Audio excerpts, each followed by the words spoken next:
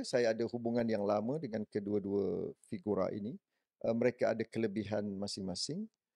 Cuma pada tempoh pemecatan itu, saya perlu membuat satu keputusan yang besar. Sama ada ingin mengikut nombor satu ataupun nombor dua.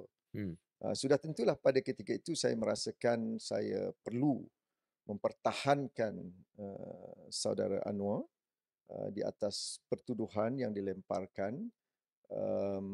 Maka saya terima risikonya. Saya orang yang pertama dipenjarakan, bukan Anwar Ibrahim. Anwar dipenjarakan, ditangkap hanya pada 20 September.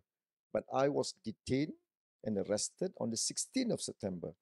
Ketika itulah saya dipaksa untuk membuat banyak pengakuan-pengakuan terhadap Anwar Ibrahim, tetapi saya masih mempertahankan. But you stayed loyal to him. Yes.